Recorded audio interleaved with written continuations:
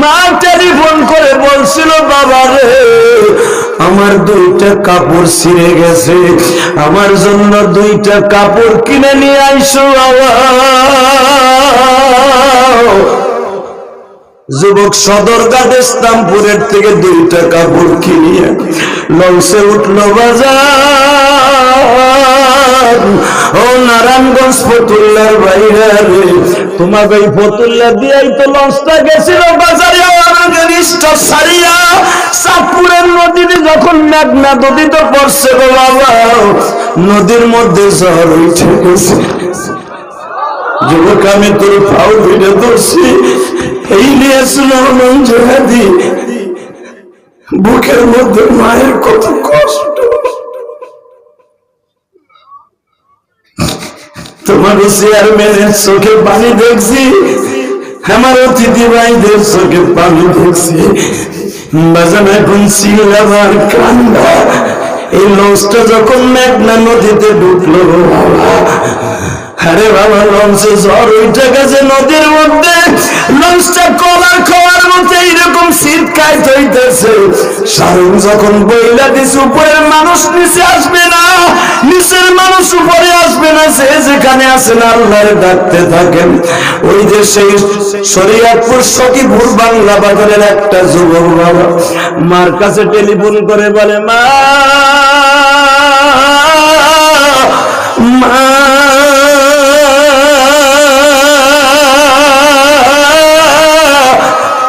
আমি তোমার জন্য কাপড় কিনে নিয়ে আসতেছিলাম, নদীর মধ্যে ঝড় উঠে গেছে, যাত্রী বেশি ঘুমা, এখনই লঞ্চটা ডুবে যাবে বাবা।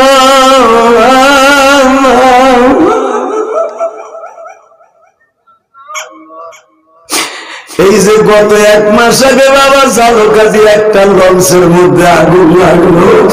ও বাবা একটা যুবক বিবাহের সরঞ্জাম কিনিয়া সদরঘাটের থেকে লঞ্চে বসছিল, বিয়ে করবে 1 দিন পরে যাইয়া। আর তখন লঞ্চে আগুন লেগে গেছে, যুবক কেবিনের মধ্যে বিয়ের জিনিসপত্র লইয়া বাবা কেবিনে ঘুমাইয়াছিল। যখন আগুন লাগছে, যুবক মার কাছে টেলিফোন করে বলে, মা বিবাহের জিনিস রাইখা গেলাম, তুমি দোয়া কইরো, দেখা হবে কিয়ামতের ময়দানে। কিসের গৌরব দেখাচ্ছে যুবক, আমি তোর 2টা পাও ধরি, আমার আল্লাহরে পুলিশ না রে ভাই। এই তো মেঘনা নদীতে যখন লঞ্চটা ডুবে যাবে, মার কাছে টেলিফোন করে বলে, মা দোয়া কইরো, লঞ্চটা এখনই ডুবে যাবে বাবা। যুবক এখন চিৎকার মারবি,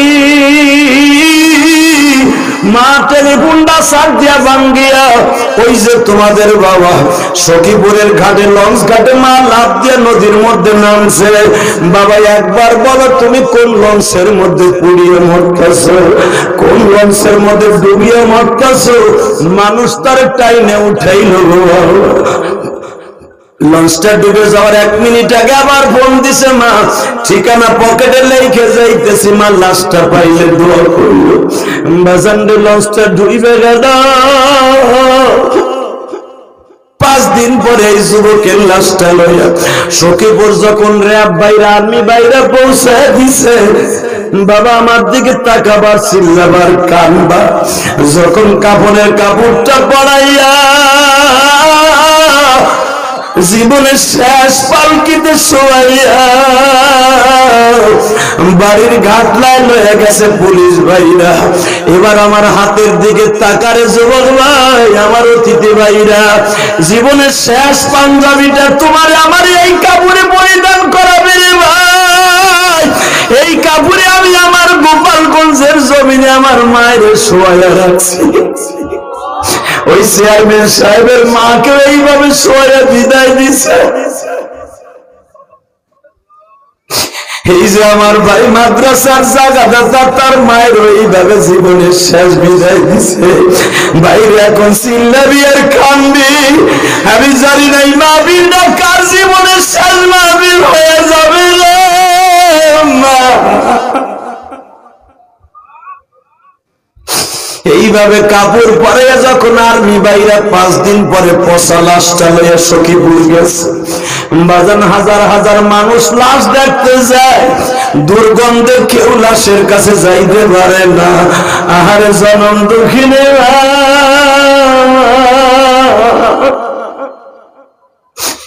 এই পচা লাশটারে মা বুকের মধ্যে লইয়া শিক্ষায় বাড়ছে, বাবা কেমন কাপড় আমার লাইগা কিনিয়া লালছে উঠলি বাবা, আমি মায়ের পড়াইবার আগে তুই সাদা কাপড় পরে গেলি।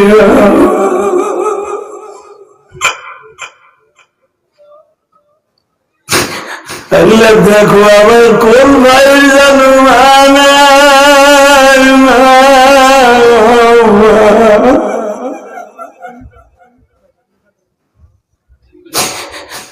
যারা মার কথা মনে করে কান্দে, বাবার চেয়ারম্যান সাহেব ভাই, প্যারের চেয়ারম্যান ভাই, আমি আপনাদের উপরে দিয়ে যাই, আমি 12 বছর বয়সে মা হারাইছি,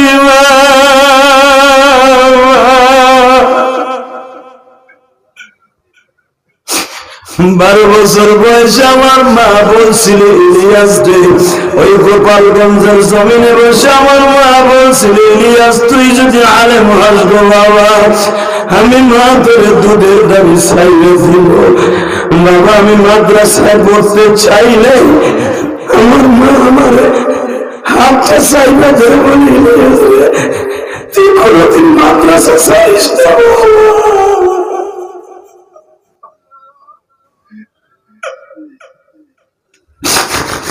বাবা, আজকে আমি আলেম হইলাম, আমার মা আমার আলেম ভাইরা আমি যখন গৌহার ডাঙ্গা পড়তাম সব ছাত্র ভাইরা মাদ্রাসা বন্ধ দিলে বাড়ি চলিয়া যাইত, আমি বাড়ি যাইতাম না। কেন জানো? আমি বাড়িতে যাই মায়ের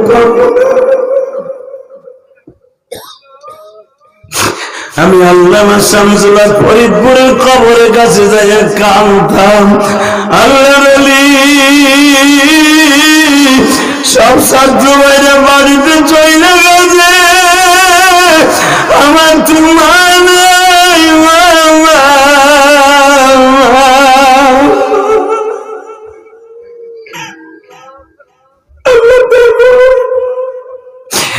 আমার তাঙ্গালি বাবাজিরা কাঁদবে,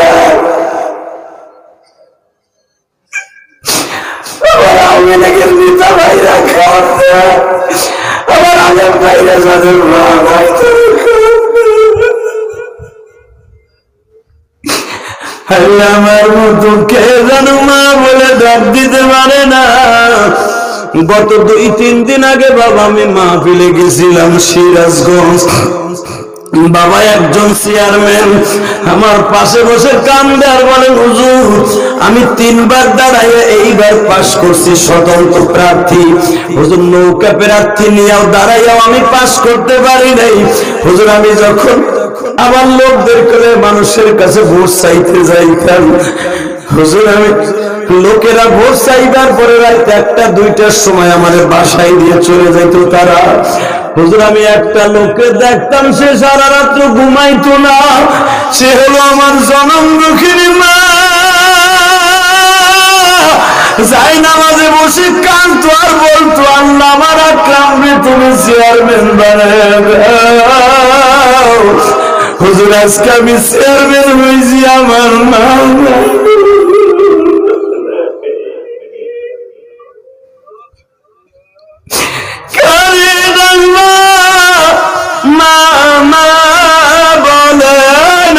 যুবক। আজকে 25শে জানুয়ারি, আজকে 25শে জানুয়ারি 2 মাইনের পানি দেওয়া আল্লাহকে দেখায় না। 2022 সালে জানুয়ারি মাসের 25 তারিখ পুরো ময়দানটাকে কান্নায় ভরে দাও। কালকেই দেখবো তোমার মা সুস্থ হয়ে গেছে ভাই, তোমার মায়ের কবর অবস্থা ভালো হয়ে গেছে।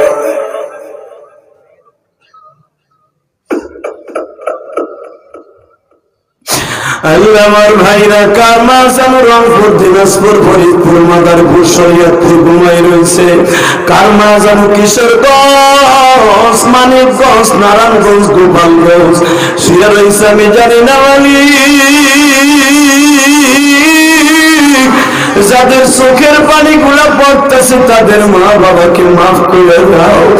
বাজান দেখো চিল্লাবার কাল্লা, যখন ওই যুবকের মা পচা লাশটার বুকের মধ্যে নিয়ে ঠোঁটটা বাবা 5 দিন পানির মধ্যে থাইকা পৌঁছে গেছে, পচা গোস্তটা ঠোঁটের সাথে লাগাইয়া ডাকে আর বলে, বাবা কেমন কাপড় কিনে নিয়ে আসলি, আমি মায়েরে পড়াইবার আগে তুই কাপড় পরে বিদায় নিয়ে গেলি।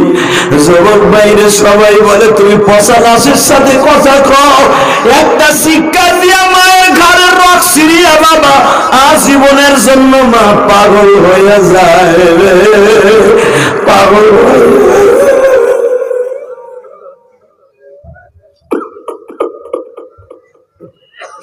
আল্লাহ দেখো আমার বাইরে চিল্লায় কাঁদে। দেখো যুবক, আমি তোর পা ধরে ধরছি ভাই, আমি জানি তুমি ঢাকায় ভাড়া থাকো, তোমার বাড়ি অনেক দূরে, তোমার মা কি খায় তুমি জানো না ভাই। প্রতিদিন মার সাথে একটু টেলিফোন করে খবর নেও, মা তুমি কেমন আছো, ঔষধ খাইছিলা মা, আব্বা তোমার বাতের ব্যথাটা কেমন হয়েছে। তুমি যদি মার কাছে খবরটা টেলিফোনে 1 টাকা খরচ করে নেও না ভাই, তোমার একটা কবুল হতে সওয়াব দিয়ে দেবে আমার আল্লাহ।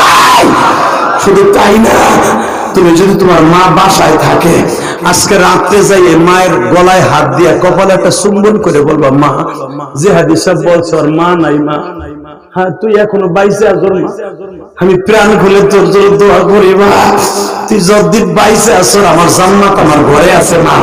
আমি তোদের দুটো পাও ধরে বলছি, এই যে মাদ্রাসার প্রতিষ্ঠাতা জায়গা দিছে মা বাবার সামনে, যদি আজকে তার বাবাই মাঠে থাকতো, বুকের মধ্যে নিয়ে বলতো, তুই এত বড় কাজ করছিস, তুই মাদ্রাসার জায়গা দিছ। আল্লাহ দেখো যাদের মা নাই তারা কান্তাছে, যাগো আছে তারা মা বাবার কাছে মাপ চাইবে। যুবক আমি তোর পাও ধরে ধরছি, ও আমার আলেম ভাইরা, আমার কথা কেন আপনারা কান্দেন? আমার সাথে সুরালা বক্তা বাংলাদেশে বহুত আছে, আমার সাথে বড় আলেমও বাংলাদেশে আছে, কিন্তু আমার মতো কান্দানো বক্তা বাংলাদেশে কম আছে। কারণ কি জানো, আমি কিন্তু কোনো আলেম কালাম আমার কিচ্ছু নাই, আমল নাই, আমার একটা জিনিস আছে পুঁজি, সেটা হলো আমার মায়ের দোয়া।